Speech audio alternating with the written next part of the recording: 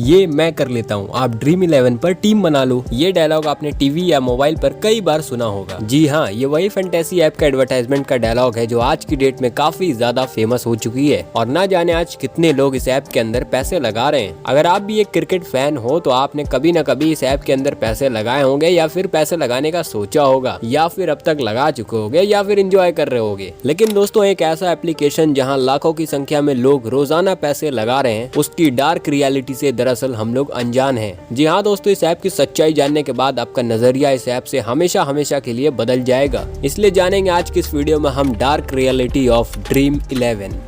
Bank में जैसे डाल रहे हैं ना तो 30% कट जा रहा है। ज़्यादा नहीं हुआ है, 70 लाख डाले तो उसमें से कट के 49 लाख में गाना था, देने वाला जब भी देता देता छप्पर फाड़ के। और कुछ इसी तरह किस्मत मेहरबान हुई है मध्य प्रदेश के बड़वानी जिले के रहने वाले शहाबुद्दीन। हम वहाँ से बोले ड्रीम 11 से ठीक है, उनकी वो सब बात बताया, पूरा चीज़ वो हमको वहीं से बता रहा है कि ठीक है। उसके बाद बोला कि आपको कोई मैसेज जा रहा है, उस मैसेज को देखिए और हमको बताइए नंबर। युवा जो पढ़ रहा है उसको तो इन चीज़ों की तरफ नहीं आना चाहिए, क्योंकि ये एक तरह का जुआ या सट्टा ही है, किस्मत ही है। दोस्तों, भारत के अंदर कोई स्पोर्ट्स फेमस हो या फिर ना हो, लेकिन क्रिकेट के दीवाने आपको हर घर, हर गली, हर मोहल्ले में मिल जाएंगे। एक बेरोजगार से लेकर एक हाई प्रोफाइल जॉब करने वाले तक हर कोई इस खेल से लेकर काफी नॉलेज रखता है। और मैच देखते वक्त जो कमेंट्री निकलती है ना, वो वाकई में सुनने वाली रहती है। किस प्लेयर को कैसे खेलना चाहिए, किस प्लेयर ने आज अच्छा नहीं खेला है, कौन सा प्लेयर आज अच्छा नहीं खेलेगा, कौन सी टीम आज जीतेगी, वगैरह वगैरह सब इन्हें पता होता है। भले ये इस फील्ड में जाकर कभी बल्ला पकड़े भी ना हो अपने हाथ से, लेकिन सजेशन देने में कोई पीछे नहीं हटता। हर कोई इस वक्त अपने को क्रिकेट का एक महान आदमी समझता है और बहुत ही कॉन्फिडेंटली सजेशन देता है कि ये प्लेयर ऐसे ही खेलेगा, इस प्लेयर को तो ऐसे ही खेलना चाहिए था, न जाने ये क्या कर रहा है। और इसी माइंडसेट का इस्तेमाल करते हुए आज ड्रीम 11 जैसी कंपनियां एक बहुत ही बड़े अमाउंट में फायदा उठा रही है, जिसे जानते हुए भी हम सब अनजान हैं। असल में ड्रीम 11 के फाउंडर हर्ष जैन ने इंडियन ऑडियंस के क्रिकेट को लेकर इसी जजमेंटल माइंडसेट को ऑब्जर्व किया और इंडिया में फैंटेसी गेमिंग को इंट्रोड्यूस करने का फैसला किया। और इसी स्ट्रेटेजी के साथ शुरुआत होती है ड्रीम 11 की। साल था 2008। हालांकि उस टाइम आईपीएल नया नया शुरू हुआ था, लेकिन उस टाइम ड्रीम 11 ऐप आज के मुकाबले में काफी अलग हुआ करती थी। उस टाइम ये कंपनी ना तो प्रॉफिट कमा रही थी और ना ही इसकी ग्रोथ अच्छी खासी हो रही थी। लेकिन साल 2012 में इसके फाउंडर्स हर्ष जैन ने इसमें कुछ चेंजेस करके एक प्रोडक्ट मार्केट फिट तैयार किया। इसके बाद ये कंपनी पूरी तरह से बदल गई। अब ड्रीम 11 के बिजनेस मॉडल और फंक्शनिंग की बात करें तो बेसिकली एक ऐसा एप्लीकेशन है जहाँ पर क्रिकेट, हॉकी और फुटबॉल जैसी कई और खेलों की फैंटेसी टीम बनाते हैं और अपनी उस बनाई गई टीम की कंपटीशन को दूसरे यूजर की बनाई गई टीम से करवाते हैं। इसमें सेलेक्टेड हर एक प्लेयर को उसके परफॉर्मेंस के हिसाब से पॉइंट्स दिए जाते हैं, जिसका मतलब ये होता है कि जिस भी टीम में बेस्ट परफॉर्मेंस प्लेयर होंगे वो टीम जीत जाएगी। अब खेलने के लिए ड्रीम 11 में स्मॉल, मेगा, ग्रैंड, प्राइवेट जैसे सभी लीग मौजूद होते हैं। कोई भी यूजर अपने हिसाब से कोई भी लीग को सेलेक्ट करके खेल सकता है जो उसका मन चाहे। वैसे प्राइवेट हो या पब्लिक लीग, हर तरह की लीग के अंदर ड्रीम 11 का मिनिमम 20% कमीशन होता है और यही 20% ड्रीम 11 की इनकम का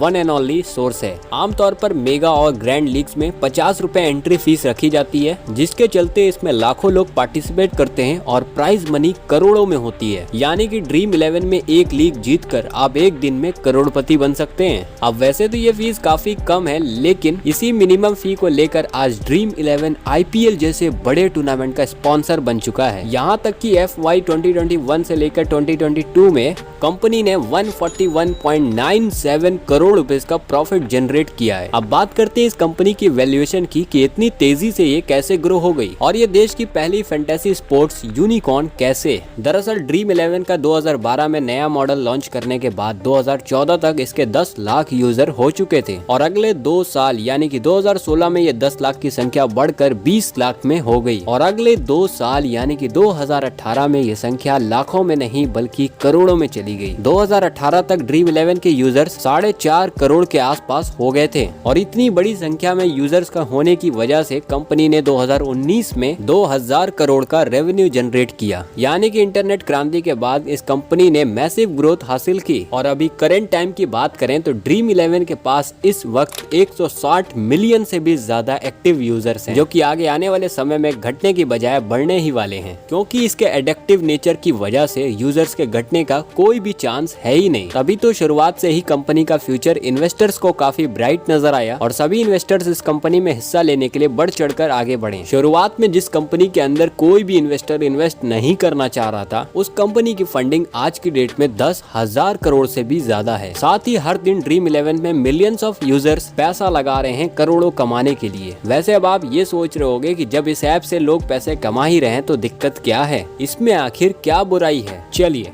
मैं बताता हूँ आपको ये खेल हमारे लिए इतना खतरनाक क्यों है। दरअसल ये गेम इतना ज्यादा एडिक्टिव है कि एक ही मर्तबा खेलने के बाद आप इस गेम को बार बार खेलने लगोगे और आपका मन बार बार इसमें पैसा लगाने का करेगा। भले ही आप लॉस में चल रहे हो, आपको 1 रुपए का भी प्रॉफिट ना हुआ हो अब तक। ऐसा इसलिए क्योंकि आपके माइंडसेट के अंदर इसमें करोड़ों का लालच सेट है। करोड़पति बन सकते हो सिर्फ एक कॉन्टेस्ट में जीत कर। और जैसे जैसे आप जितना ज्यादा इसको खेलते जाओगे वैसे वैसे आप इस एडिक्शन के जाल में उतनी गहराई में फंसते चले जाओगे। यहाँ तक कि ड्रीम 11 की एडवर्टाइजमेंट में भी ये वार्निंग मौजूद है। इस खेल में आदत लग सकती है या आर्थिक जोखिम संभव है, इसलिए इसे अपनी जिम्मेदारी पर खेलें। और लोग अपनी जिम्मेदारी पर खेलते ही हैं, आप जीते या हारें, लेकिन आप दूसरी बार इस गेम को खेलने के लिए मजबूर हो जाते हैं। फॉर एग्जाम्पल, अगर आप कोई कॉन्टेस्ट में पार्टिसिपेट करते हो और उसमें अगर आपको 10, 15, 20 रुपए का भी प्रॉफिट होता है, तब फिर आपका मन ललचेगा कि हम इसमें और ज्यादा प्रॉफिट कर सकते हैं और ज्यादा पैसा कमा सकते हैं। और दोबारा अगर आप खेलते हो और उसमें आपका पैसा डूब जाता है तो उसी पैसे को आप रिकवर करने के लिए दोबारा खेलोगे और फिर इसे बार बार खेलते हैं और खेलते ही रहते हैं। सिर्फ 50 रुपए में पार्टिसिपेट करने में हर्ज ही क्या है। ये अमाउंट हर बार हम लोग इसी वजह से लगाते हैं कि शायद अगली बार हम कोई बड़ा अमाउंट जीत जाए और हमारा बाकी पिछला पूरा लॉस रिकवर हो जाए। और इसी तरीके से आप धीमे धीमे इसके अंदर एडिक्ट होने लगते हो और एडिक्शन का गेम ये चलता रहता है। आपको भनक भी नहीं लगती कब आप इसके आदी हो चुके हो। कहने के लिए तो ये एक क्रिकेट फैंटेसी गेम है, लेकिन ये गैम्बलिंग यानी कि किसी जुए से कम नहीं है। अब आपके मन में एक सवाल आ रहा होगा कि अगर ड्रीम 11 एक गैम्बलिंग यानी जुआ है तो आखिर ये कंपनी इंडिया में चल कैसे रही है। और इंडिया में तो जुआ बैन है ना, तो इसे क्यों नहीं बैन किया गया। और चलना तो दूर की बात है, बल्कि इंडिया के टॉप क्रिकेट टीम्स में स्पॉन्सर भी है। एक गैम्बलिंग ऐप के लिए आखिरकार ये कैसे पॉसिबल है। असल में दोस्तों, इसे समझने के लिए हमें एक केस को समझना पड़ेगा।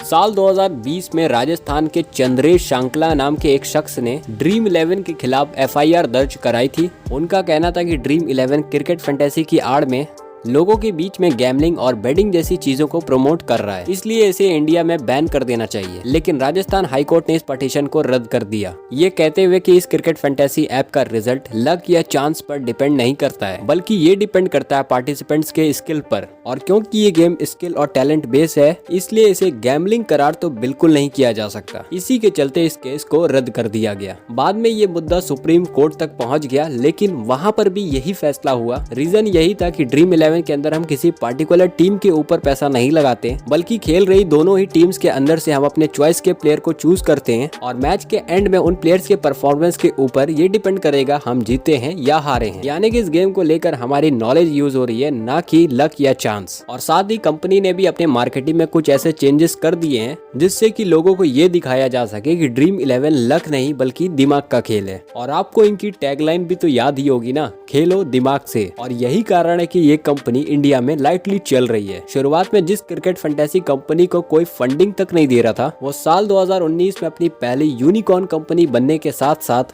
8 बिलियन की वैल्यूएशन हासिल कर चुकी है। हालांकि इतनी पॉपुलर होने के बाद भी आपको ड्रीम 11 ऐप प्ले स्टोर पर नहीं दिखाई देगा, क्योंकि गूगल प्ले स्टोर अपने स्टोर के अंदर कोई भी ऐसे एप्लीकेशन को नहीं रखता है जो बेटिंग या गैम्बलिंग को डायरेक्टली या इनडायरेक्टली प्रमोट करता हो। गूगल प्ले स्टोर की रूल्स एंड रेगुलेशन की वजह से ड्रीम 11 प्ले स्टोर पर अवेलेबल नहीं है। अब लास्ट में हम ये बात करें कि ड्रीम 11 को हमें यूज करना चाहिए या फिर नहीं, तो इसका जवाब देते हुए मैं ये कहना चाहूंगा कि आज की डेट में हमारे पास हजारों ऐसे प्रोडक्टिव ऑप्शंस मौजूद हैं जिससे हम पैसा कमा सकते हैं। ऐसे में ड्रीम 11 या उसके जैसे और भी एप्लीकेशन में पैसा या अपना कीमती समय लगाना किसी भी तरह से एक वाइस ऑप्शन नहीं है। बाकी दोस्तों आपके ऊपर है, अगर आप खेलना चाहते हो, इन्वेस्ट करना चाहते हो तो कर सकते हो। क्रिकेट की नॉलेज ले लेना पहले और अपने रिस्क पर खेलना चाहो तो खेल सकते हो। बाय द वे मेरा तो यही कहना है, यही टाइम अगर आप कोई अपने स्किल्स पर लगाओगे तो आगे चलकर आप इससे ज्यादा पैसा कमा सकते हो। That's all for today guys. बाकी कमेंट्स में आप बताओ आपकी क्या राय है।